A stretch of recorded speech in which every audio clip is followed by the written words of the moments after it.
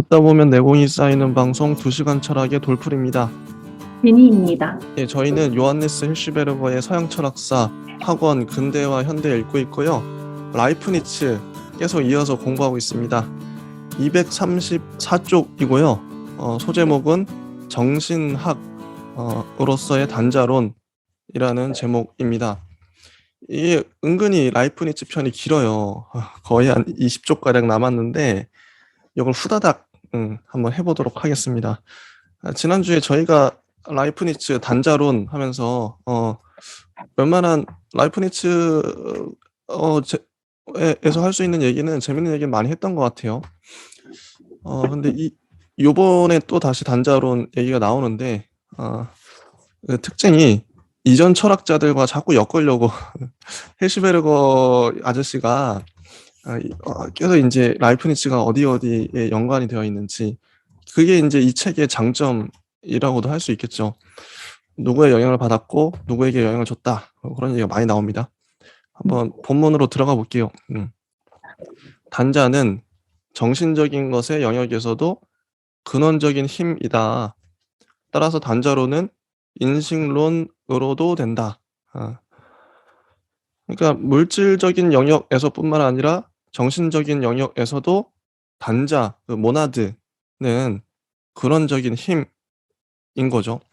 그래서 인식론도 된다.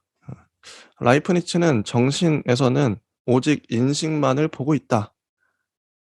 그에게 있어서는 욕망이 하나의 표상으로부터 다른 표상으로 옮겨가려는 노력이고, 감정은 그의 철학에 있어서는 독자적인 주제가 되지 못한다. 그의 시대는 합리주의의 시대였다. 라이프니츠가 데카르트와 스피노자와 더불어서 합리론자로 분류를 했죠. 그래서 뭐 욕망이나 감각이 그닥 그랬던 거고, 자, 이 라이프니츠가 정신을 세 단계로 구별합니다.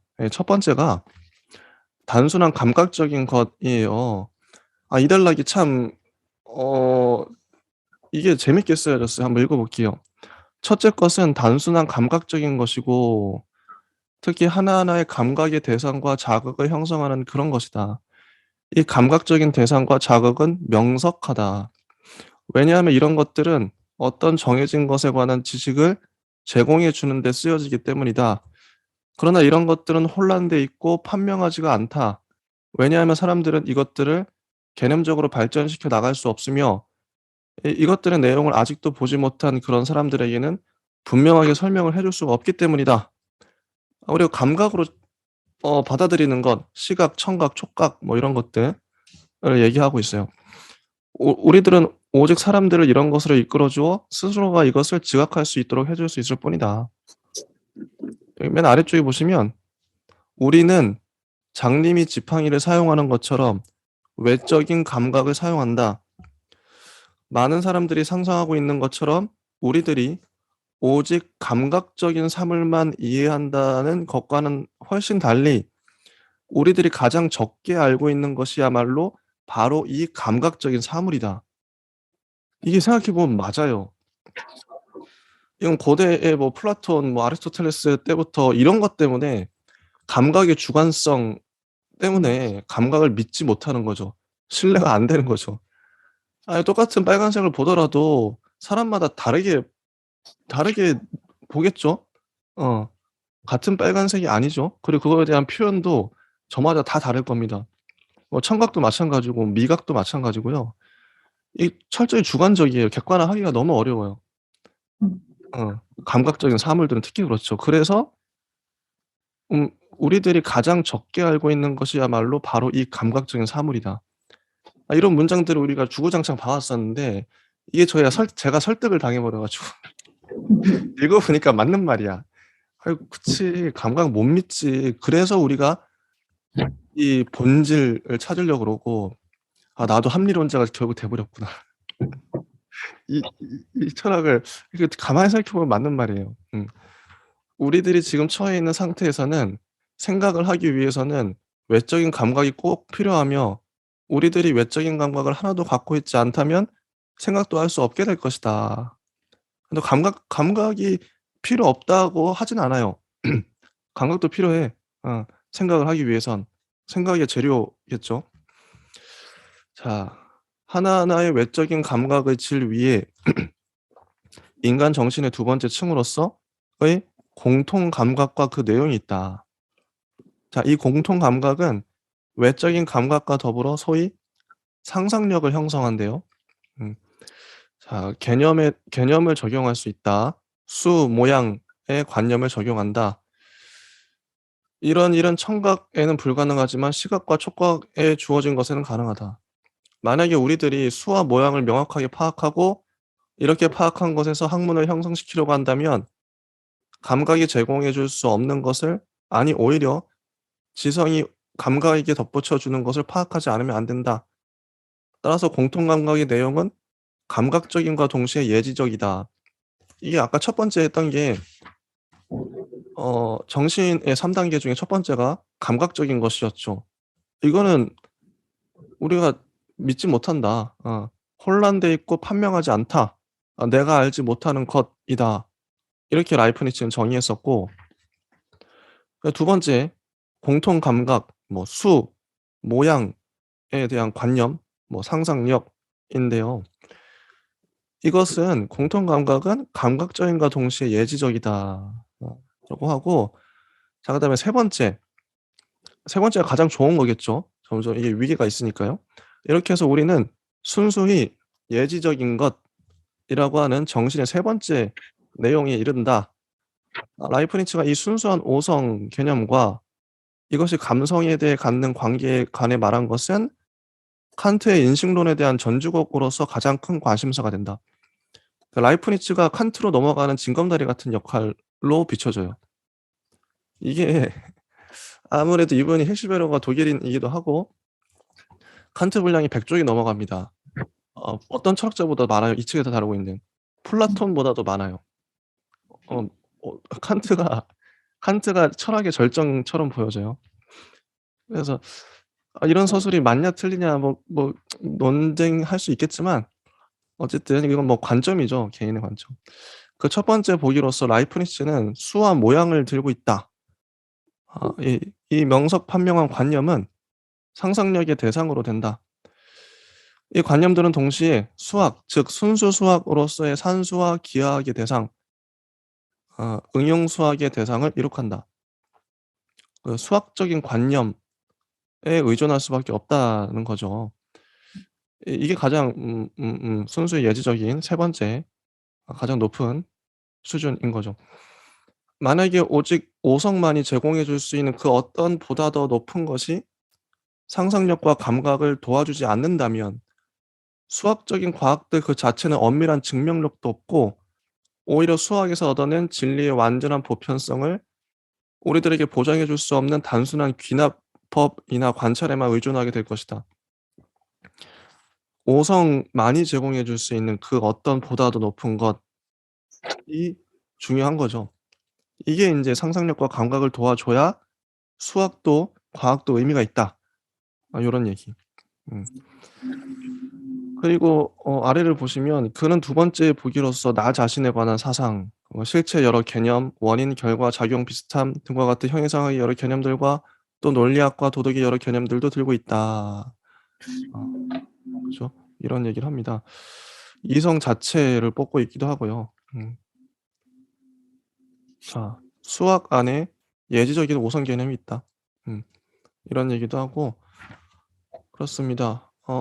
그 238 쪽에 보시면 그는 종이 위에 그려져 있는 원은 절대로 실제적인 원이 아니며 예지적인 관념에 있어서만이 참된 원인, 참된 원인, 그런 수학적인 원의 상징에 지나지 않는다는 것을 일깨워 주고, 따라서 나는 이 수학적인 원을 바탕으로 해서야 비로소 종이 위에 그려진 감각적인 원을 이해할 수 있다. 뭐 요런 얘기. 어 문장이 길어요. 안 끝나요. 그래서 계속 읽어 볼게요. 이어지는 내용이라 오직 예지적인 오성 개념이 있기 때문에 우리는 감각적인 인식에 주어진 것을 학문적으로 이용할 수가 있다. 우리는 감성을 필요로 하며 이 감성이 없이는 생각을 할 수가 없다. 아까도 나왔죠, 이런 문장이. 그러나 그렇다고 해서 한 가지 사물에 꼭 필요한 것이 그 사물의 본질을 결정짓는 것이 아니다. 공기는 우리들이 살아가는 데 꼭 필요한 것이나 우리들의 생명은 공기와는 다르다. 아 감각은 우리들에게 이성이 깊이 생각할 재료를 제공해 준다. 우리들의 가장 추상적인 생각 속에도 언제나 감각적인 요소들이 섞어든다. 그러나 이성이 깊이 생각하는 것은 감각적인 것 이상의 그 어떤 것을 요구하고 있다. 감각은 이성이 깊이 생각할 재료를 제공해 줍니다. 이런 의미로 중요한 거죠. 음. 감각은 과연 우리들의 실제적인 인식을 위해 꼭 필요한 것이지만 그 인식을 전체적으로 주기에는 충분치가 못하다. 설사 우리들의 모든 인식이 경험과 더불어 시작된다 하더라도 그렇다고 해서 모든 인식이 다 경험에서 생겨나는 것은 아니다. 예 칸트의 음. 말이고요. 자 그다음에 239 쪽을 보시면 라이프니츠는 외부의 대상이 귀에 있을 적마다 영혼 안에 불러일으키는 여러 개념과 정리라고 하는 원초적인 근거를 통해 영혼에는 미리 무엇이 써 넣어져 있다는 것을 지지한다. 영혼에 뭐가 미리 써져 있대요. 플라톤은 온당하게도 사고를 이런 혼란된 표상으로부터 떼어내어 순수한 개념이 되도록 했다. 그리고 모든 알은 영원한 것과 관련되어 있으며 이 보편적인 개념이나 영원한 본질은 우연과 진료에 관여하고 있고 영원히 흘러가는 개별적인 것보다 훨씬 높은 실제성을 지니고 있다고 주장한다. 감각은 우리들에게 진리가 아니라 잘못을 가져다 준다. 정신은 영원한 진리를 순수하게 인식할 때에야 비로소 진료에서 떨어져 나오고 또 이렇게 떨어져 나옴으로써 완성된다. 우리들의 정신 안에는 타고난 관념이 있는데 이런 관념이 우리들에게 사물들의 보편적인 본질을 드러내 보여준다. 그래서 우리들의 삶은 상기하는 것이며 우리들의 완전성은 결국 여러 신들과의 공존에까지 거슬러 올라간다. 이 플라톤이 정말 주구장창 나오기 때문에 플라톤 뭐 아리스토텔레스의 철학 공부하면서 철학사 공부하면서 모를 수가 없어요. 특히 히르시베르가 너무너무 많이 인용을 하기 때문에 그만큼 영향을 받은 거죠, 플라톤의 영향을. 라이프니츠도. 이데아는 하나님의 정신 안에 있고 따라서 하나님의 표상이에요. 쭉 넘어가서 어 자 인제 일단 여기까지 잠깐 끊어 보고 제가 별표 친 거 위주로만 좀 보긴 했는데 꽤 많이 읽었습니다. 지니 님은 어떠셨는지 궁금하네요. 저는 좀 당황스러웠던 게 우리 라이프니츠 이후에 힐시베르거는 홉스를 넣고 있죠. 경험론 시작하면서. 예. 그런데 다른 책에서는 홉스 파트가 없어요. 그래서 제가 없어요? 또 네, 고강에서 읽고 싶었는데 바로 이제 합리론과 경험론의 대척에서 로크로 바로 넘어가고요. 로크와 버클리로 바로 넘어가는 터라 또 여기 힐시베르거의 책에서는 로크에서 바로 휴무로 넘어가거든요. 버클리 없이. 그래서 이게 좀 우리가 찾아보고 그래야 될 필요성을 좀 더 느끼게 되는 부분이기도 하고 라이프니츠 후반부에서 이제 홉스와 연결선상에서 어떤 것들을 좀 우리가 정리하면서 가져가야 될까 싶은 고민을 하면서 들었는데요. 네. 아무래도 합리론자들이 주장하고자 한 감성 혹은 그 감성 안에 있는 뭐 예지 그리고 뭐 오성에 대한 사용 뭐 이런 단어들 개념들이 뒤에 가서 우리 경험론자들도 좀 유사하게 사용하고 있긴 해요. 그런데 그 관점이 좀 다르다. 그래서 어떤 개념들을 어떻게 달리 볼 수 있는지 그리고 이제 후반부에 우리가 경험론을 이어서 얘기를 할 때 어떤 맥락의 내용들을 이제 우리 여기 합리론자들의 내용들을 어떤 식으로 비판할런지에 대해서 예상하고 가면 참 좋겠다 싶은 생각이 들었습니다. 이게 제가 제 기억으로 램프레이트 읽을 때 홉스, 로크, 휴me 이렇게 갔던 것 같아요. 홉스 안 넣으면 안 되는데. 홉스 빼면 안 되는데. 근데 뭐 어떤 데는 또 버클리가 또 들어가 있는데 여긴 또 빠져 있다 그러고. 이게 참 그거야 뭐 이 철학사를 정리하는 사람의 주관이 개입해서 그런 거겠죠. 참 그래서 우리가 또 여러 책들을 교차하면서 읽어야 되는 것 같긴 해요. 일단 가 보겠습니다. 241 쪽. 근데 이게 새로운 내용이 아니에요. 지금까지 읽었던 내용들이 이미 인제 이전에 철학자들이 주구장창 얘기해 왔던 맥락이라서 솔직히 라이프니츠의 특이성은 단자론 지난주에 많이 했었죠. 정말 특이하죠, 단자론. 그런데 요번 주의 내용은 20 쪽에 달하는 분량은 많지만 뭐 이전부터 인제 겹치는 내용들이 많아서 물론 제가 별표는 쳤습니다. 그래도 문장이 좋아 가지고 일단 보겠습니다. 241쪽 중간이고요. 우리들이 가지고 있는 개념들의 근원을 에워싼 논쟁, 즉 개념이 타고난 것이냐 혹은 감성적인 경험으로부터 얻어진 것이냐 하는 논쟁은 사실에 있어서는 우리들의 학문적인 명제들이 개연성만을 내포하고 있느냐 혹은 확실성을 내포하고 있느냐 하는 학문의 개념을 에워싸고 전개되는 논쟁이다. 이런 논쟁이 경험론과 소위 합리론을 에워싸고 전개되는 문제의 깊은 뜻이기도 하다. 이 부분이 좀 중요하다고 봐요. 경험론 얘기를 해요. 자, 뭐 두 개로 나누죠. 개념을 타고났냐 이게 합리론이겠죠. 그리고 감성적인 경험으로부터 얻어진 것이냐 요건 경험론이라고 할 수 있습니다. 그리고 아까 개연성과 확실성 두 개 나왔죠. 명제들이 확실성을 갖는다. 요거는 인제 합리론자들인 것 같고요.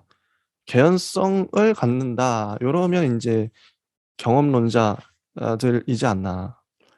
그래서 아래쪽의 문장을 계속 보면 "경험론은 귀납법을 가지고서 언제나 여러 보기들을 나열하기만 한다." 자, 참고로 hirschberg는 제가 봤을 땐 합리론자에 가까운 것 같아요. 음. 경험론을 경험론을 정말 좀 반박을 합니다. 이해가 가는 게 이분은 신을 믿어요. 카톨릭 사제였나 신부였나? 아무튼 그래서 신을 믿는 사람은 합리론자가 되기 쉽겠죠. 뒤에도 이유가 나옵니다만. 그래서 이런 주관을 갖고 보는 것 존중합니다. 자, 경험론은 귀납법을 가지고서 언제나 여러 보기들을 나열하기만 한다. 자, 인제 어떤 얘기가 나올까요? 냄새가 나죠. 자, 그러나 이 보기들이 아무리 많다고 하더라도 이것들이 절대로 보편적이고 영원하며 엄밀히 필연적인 진리를 제공해 주지 못한다. 요 합리론자의 시각에서 경험론을 보는 거예요, 이 문장은. 왜냐하면 어떤 것이 자주 이랬다 저랬다 했다고 하더라도 예컨대 밤이 지나면 낮이 오고 낮이 지나면 밤이 온다고 하더라도 이런 사실로부터 다음번에도 다시 꼭 그러해야 한다는 사실은 생겨나지 않는다. 꼭 그런 거 아니잖아. 여기서 라이프니츠는 자연의 과정이 한결같다는 것에 대한 흄의 유명한 회의와 자연 법칙의 개연적인 성격에 관한 가르침을 앞지르고 있다.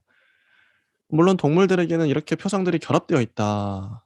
그래서 라이프니츠에게 있어서는 동물들이 이끌어내는 결론들이 순수한 경험론자들이 이끌어낸 결론과 동일한 게 있다.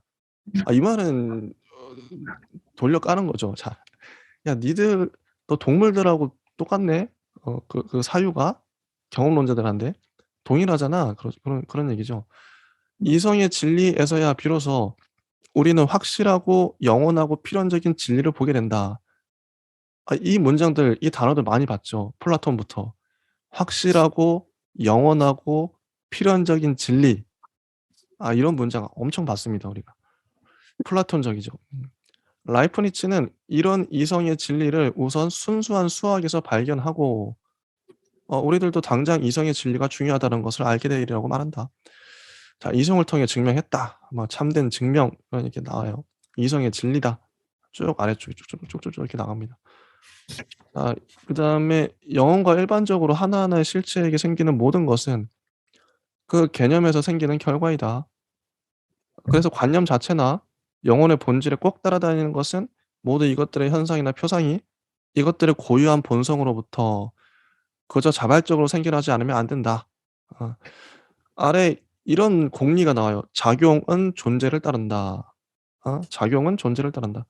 이 공리는 속성과 실체가 동일하다는 것과 따라서 속성이 필연적이라는 것을 존재론적으로 기초지어 준다. 라이프니츠는 모든 진리는 근원적이거나 파생적인 것이라고 자세히 말하고 있다. 근원적인 진리들이란 그 이상 정당화가 필요가 없는 그런 진리다. 즉 이것은 동일 명제 또는 직접 명제로서 이런 명제들에서는 한 주사에 관해서 이 주사와 동일한 빈사가 언명되거나 또는 이것과 모순되는 것이 부정되거나 한다. 그리고 파생된 진리에는 두 가지가 있는데 그 한 가지는 근원적인 명제로 완전히 분해되는 그런 것, 즉 순수히 분석적 명제이다. 또 이것은 필연적인 이성의 진리나 형이상학적, 수학적 이성의 진리로서 원래부터 동일한 명제를 나타낸다. 자, 둘째 것은 분해하면 무한히 분해될 수 있는 것으로서 칸트는 종합 판단이라고 했지만 라이프니츠는 사실의 진리 또는 우연의 진리라고 한 것이래요. 아무튼 이런 게 있다고 합니다. 합리론자들 의 사고가 정확히 보여요. 진리를 인식한다. 아프리오리하게. 244쪽을 보면 우리 인간들에게도 정해진 사건들의 원인들 전체를 꿰뚫어 보고 또 하나의 사실의 진리를 본질의 사체라고 인식할 길이 주어져 있다. 이게 미세한 지각을 거치는 것인데 이 미세한 지각들은 어느 순간에도 우리들의 영혼 안에 무한히 있다. 미세한 지각이 있다. 그래서 우리들이 정해지지 않은 인상, 기호, 감각의 성질에 관해 우리들이 지각하고 있는 모습 등은 이 미세한 지각에 바탕하고 있다. 아. 이것들은 모두 함께 있을 때는 명백하지만 하나하나의 부분으로 떨어져 있을 때는 혼란되어 있다. 이게요. 경험론자로 넘어가면 반대가 됩니다. 홉스는 부분을 명백하게 인식을 하죠. 어. 재밌어요. 재밌어. 자. 그리고 무의식적인 것에 관한 이론 전체가 밝혀지고 있다. 모든 사실적인 것을 본질적인 것이라 보고 모든 진리가 본질적으로 필연적인 것을 나타낸다. 너무 익숙한 문장들이죠. 필연적이고 영원한 본질의 사태. 단순한 개연성의 집합. 이렇게. 자, 246쪽. 이렇게 해서 결국 모든 삶은 이러한 본질적인 진리의 왕국에 있는 첫 번째 요소와 이 요소들의 연관을 이룩할 수 있는 가능한 결합들을 발견해내는 것 이외에 아무것도 아니다. 이런 문장 좋아합니다. 반론의 여지가 많은데 그래서 어쨌든 자기 그 주관을 밀어붙이는 거잖아요. 라이프니츠가 생각하기에 결국 모든 삶이 뭐냐. 가능한 결합들 그 요소들의 연관을 이룩할 수 있는 가능한 결합들 그걸 발견해내는 거야. 그게 다야. 그거 외에 아무것도 아니야. 요런 얘기하고 있죠. 결합이 중요하다, 결합. 인간의 사상에 관한 일종의 알파벳이 발명되어 이 글자들을 결합시킴으로써 또 이 글자들로 짜맞춰진 단어를 분석함으로써 다른 모든 말들을 발견해내고 판정하지 않으면 안 된다. 자, 이런 계획을 추진해 나가는 동안에 보편적 기호에 관한 생각을 발전시켰대요. 우리는 모든 개념들에 알맞는 기호와 같은 수를 확정하고 수학적인 계산을 본보기로 삼아 논리적인 계산, 즉 일종의 개념의 대수학을 만들어내야 한다. 이와 같이 모든 학문적 문제들을 수로 환원시킴으로써 일종의 정역학이 생기고 이 정역학 덕택으로 이성의 근거들이 어느 정도까지 알려지게 될 수 있다. 왜냐하면 개연성도 계산되어지고 증명될 수 있기 때문이다. 라이프니츠는 자기가 발견한 것을 통해 모든 논쟁들을 깨끗이 끝장내려고 했는데 이게 학자들은 이런 마음이 있을 것 같아요. '내가 다 끝장내 버리겠어. 다 종합을 해 버리겠어.' 그 이유는 이제 모든 것이 오로지 무조건적으로 구원을 해 주는 이성의로 되돌려졌기 때문이다.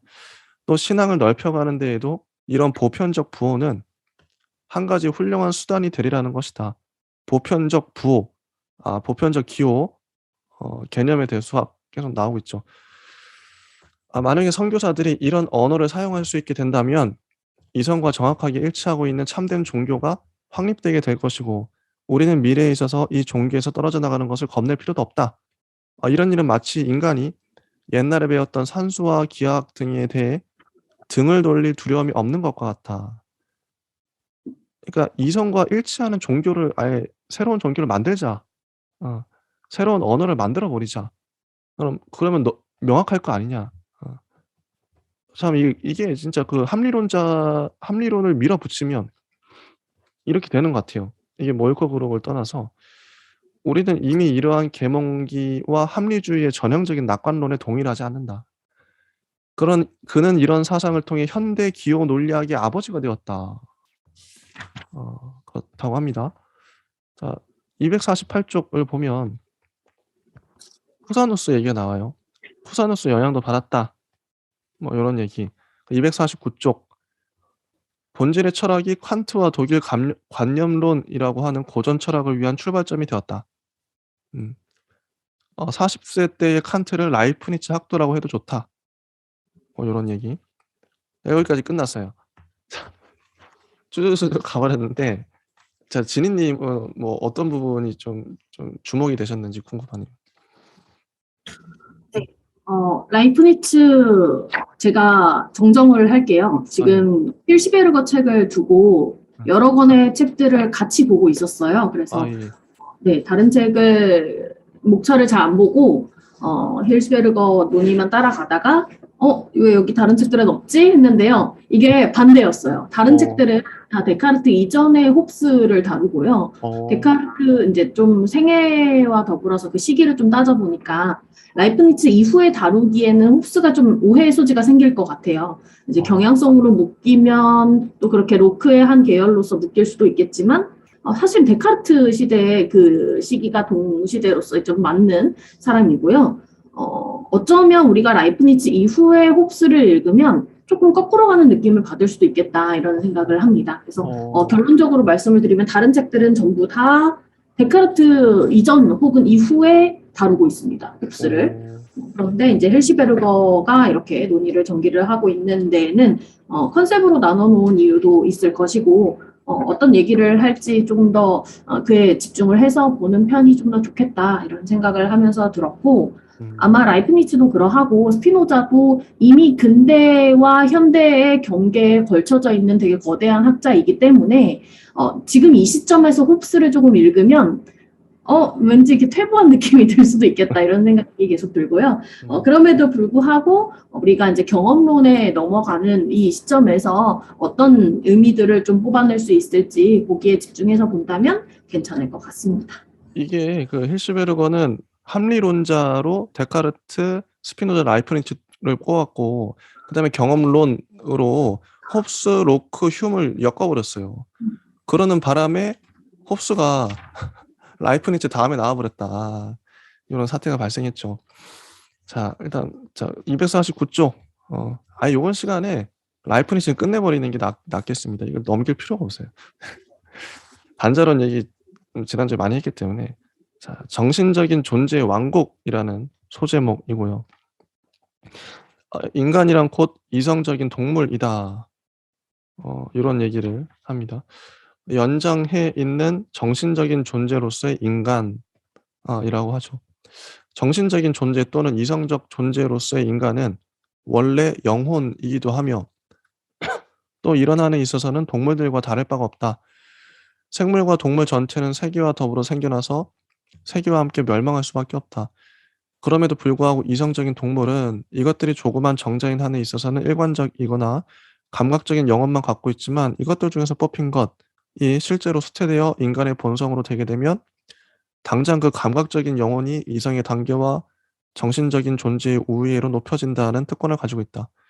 모든 영혼은 우주에 살아있는 거울이다.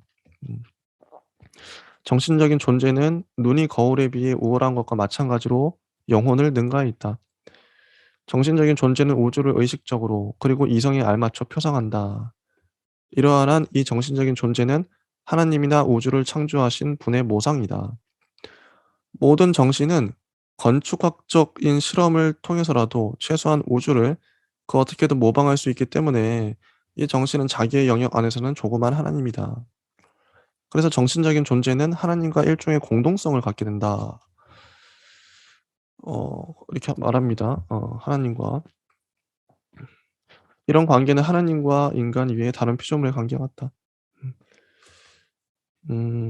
자. 정신적인 존재의 이런 왕국은 가장 완전한 왕국들 중에서도 가장 완전한 국가이고 하나님의 나라이며 자연의 세계 안에 있는 도덕의 세계다. 하나님을 단순히 모든 실체들의 원리나 원인이라고만 생각해서는 안 되고 동시에 모든 인격들이나 이성을 갖추고 있는 실체의 으뜸가는 우두머리라고 보아야 한다. 또 단순히 모든 존재들 중에서 가장 큰 것이라만 생각해서는 안 되고 동시에 모든 정신적인 존재자들 중에서 가장 완전한 자라고 보아야만 한다. 여기서는 형이상학과 도덕이 일치되지 않을 수가 없다. 인간은 정신적인 인격의 모든 완전성의 총체적인 개념으로서의 하나님과 특별한 관계를 맺고 있다. 다른 존재자들이 세계를 보다 더 많이 반영하고 있는 것과는 반대로 인간의 인격은 하나님을 보다 더 많이 묘사하고 있으며 하나님의 선을 내뿜는 데 알맞게 되어 있다. 저는 이 문장이 특히 좋았어요. 자, 다른 존재자들이 세계를 보다 더 많이 반영하고 있는 것과는 반대로 인간의 인격은 하나님을 보다 더 많이 묘사하고 있어요. 하나님의 선을 내뿜는 데 더 알맞게 되어 있죠. 자, 고양이, 강아지, 뭐 토끼, 참새는 그런 존재들은 세계를 반영을 해요. 그런데 유독 인간만은 하나님을 더 많이 묘사하고 있어요. 아, 이거 너무 성경적이잖아요. 아니, 너무 아름다운 거야, 이게 표현이. 아, 진짜 그러면 인간이 그래서 차별화되나? 내가 그래서 토끼보다 나은 이유가 내가 하나님을 더 많이 반영하고 있기 때문인가? 이런 젖어듭니다. 예, 문장에 젖어들어요. 자, 그에게 있어서의 윤리적인 원리는 우선 이상적인 인간의 본성이다. 나는 본질을 가장 드높인 것을 완전성이라고 한다. 왜냐하면 병이란 건강이 낮아진 것이고 건강에서 벗어나는 것인 것과 마찬가지로 완전성이란 건강을 넘어서는 그 어떤 것이기 때문이다. 그런데 건강 자체는 중간과 균형 잡힌 데에 성립하며 완전성의 바탕을 마련한다. 완전성은 활동을 하는 힘 속에서 나타난다. 힘이 크면 클수록 그만큼 그 존재는 높고 자유로우며 그만큼 이상적인 질서도 뚜렷해진다. 뭐 이런 얘기가 나옵니다. 쭉쭉 넘어가서 이 스킵을 좀 해야겠어요. 자, 그 덕으로 나아가는 길에서 안내자는 그리스도이고 253쪽을 보면 법률은 수의 관계들과 마찬가지로 경험에 의존해 있는 것이 아니다. 법률학은 감각으로부터 출발하지 않고 플라톤의 이데아와 같은 영원한 진리와 관계가 있다. 하나님이 원하기 때문에 그것이 올바르고 선한 것이 아니라 오히려 어떤 것이 정의롭고 선하기 때문에 하나님이 그것을 원하신다. 아, 이거는 뭐 학자들마다 좀 다른 것 같아요. 그거는. 어쨌든 하나님. 지혜는 오성 안에 깃들어 있고 선은 의지 안에 깃들어 있으며 따라서 정의는 오성과 의지 두 곳에 깃들어 있다. 힘은 완전히 다른 그 어떤 것이다. 자, 뭐 그렇죠. 정의는 절대로 통치자의 자의적인 법칙에 의존해 있지 않고 지혜와 선의 영원한 법칙에 의존하고 있다.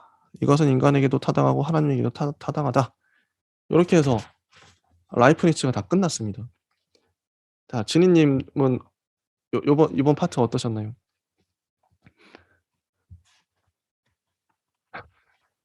라이프니츠가 네. 되게 짧게 끝나서는 안 될 사람이라고 많이 느꼈고요. 네. 왜냐하면 오늘 잠깐 이렇게 짧게 읽어주신 부분에 진짜 모든 이야기 주제가 다 들어가는 총망라의 이야기였잖아요. 어허. 네, 그래서 이런 외적인 감각에서부터 시작해서 인식과 감각과 뭐 오성에 대해서 이제 쭉 거쳐가면서 감성과 예지 그리고 그에 대한 이성에 대한 합리성과 결합법과 각각의 뭐 신까지 뭐 덕과 법률과 종교, 국가까지 엄청 거대한 부분을 읽어주신 건데 이렇게 또 요약 정리가 되어 있으니 우리는 또 이렇게 읽어 나갈 수밖에 없겠지만 이 부분이 라이프니츠의 전부다라고 생각되어서도 안 되겠고 당연하죠. 또 라이프니츠의 편린이다라고 생각되어서도 안 될 것 같습니다. 그래서 라이프니츠가 우리 시작할 때 뭐 되게 현대다 이렇게 시작을 한 것처럼 이야기를 안 한 분야가 없어 보이는데 좀 번역이 잘 되어서 관련된 내용들을 좀 우리가 더 접할 수 있다면 그 부분에서 좀 더 읽어나갈 수 있었으면 좋겠다 이런 생각이 많이 들었던 시간들이었고 네, 좀 기대가 됩니다. 뒤에 가서 우리 라이프니츠 합리론을 좀 마무리를 하면서 경험론으로 넘어가게 될 텐데 이 스피노자와 라이프니츠라는 거대한 두 천재를 어떤 방식으로 좀 배척에 두고 이야기를 전개시킬지 이것만으로도 되게 엄청 부담스러울 텐데 어떤 이야기들이 펼쳐질지 좀 궁금해지고 우리가 유럽 철학에서는 아무래도 이러한 이성론이 좀 주가 되었고 좀 이제 넘어가서 영국 철학에서 경험론이 전개가 되는 그 양상을 두 양상을 다루게 되면서 두 가지가 좀 대척에 있는 것처럼 보이긴 하나 사실은 그 이야기들이 동시대에 근대라는 동시대에 이루어졌다는 것을 계속 기억을 해주시면서 읽어야 될 것 같고요. 이 거대한 이야기가 나왔던 근대라는 시대는 도대체 어떤 시대였나 이런 시대에 태어났다면 우리가 공부라는 것을 할 수 있었을까 이런 게 조금 아득해지기도 하고 네, 그런 시간이었습니다. 그래서 아마 유럽 철학 내부에서는 이 거대한 기둥이 두 가지로 갈리거나 뭐 그럴 기미가 거의 없었을 것 같아요. 라이프니츠와 스피노자에 대한 내용이라든지 이들을 넘어설 만한 철학자가 그 단시간 내에 나오기는 좀 힘들었을 것이고 그 사회가 배출하기도 힘들었을 것이고 이들이 아무래도 좀 긴 시간 동안 정론의 자리에서 데카르트의 어떤 후예들과 더불어서 합리론의 자리가 좀 공고해지지 않았을까 이렇게 생각을 하고 이제 영국 철학으로 넘어가면서 우리 영미 철학으로도 많이 빠져 있는 것 같아요. 그런 내용 주제들이. 그래서 그 부분들 한번 두루두루 찾아보시면서 같이 시작을 하면 될 것 같습니다. 예, 저도 시간이 얼마 안 남았는데 짧게 붙이면 이걸 힐시베르크를 읽을수록 신뢰가 흔들리고 있습니다. 이건 뭐 힐시베르크뿐만 아니라 램프레이트도 그렇고요. 램프레이트도 읽으면서 물론 정리 되게 잘하시고 이게 이 정도까지 해낸 것도 대단하다 생각을 했지만 지금도 존경합니다. 존경하고 그럼에도 불구하고 부족해요. 라이프니츠 파트만 딱 떼어서 봐도요. 이걸 읽었다고 해서 라이프니츠 알았다 이렇게 할 수가 없어요. 이거 누가 봐도 뭐 이거는 어떤 편견, 어떤 되게 진짜 단편만 본 거고요. 그것도 이제 힐시베르크라는 안경을 통해서 본 거죠. 라이프니츠에 대해서 얘기해야 할 부분이 너무 많이 빠져 있다는 느낌도 많이 들고. 근데 이게 비단 이 한 사람뿐만 아니라 모든 뭐 데카르트를 가져와도 마찬가지고 뭐 로크 누굴 가져오더라도 항상 이 철학자만 봤을 때 너무 부족해. 더 많은 자료들 지금은 어떤 논의를 할까 이런 거 알고 싶어요. 아마 우리가 조금 더 성장해서 그렇게 느낄 수도 있겠는데요. 우리가 책을 보고 그냥 너무 부족해 하고 끝나는 것보다는 힐시베르크의 다각적인 논의가 분명히 있죠. 특징 우리가 보지 못한 부분들 라이프니츠를 보면서 플라톤까지 다 얘기를 하잖아요. 맞아요. 그런 맥락들을 좀 우리가 배워가면서 이렇게 공부를 하는 것이구나 알면 될 것 같고 부족한 부분은 충분히 우리가 다른 책을 보면서 좀 더 소화시킬 수 있을 것 같습니다. 네, 좋습니다. 일단 오늘 이번 시간은 여기까지 하고요. 다음 시간에 드디어 경험론 홉스 들어가도록 하겠습니다. 예, 감사합니다. 감사합니다.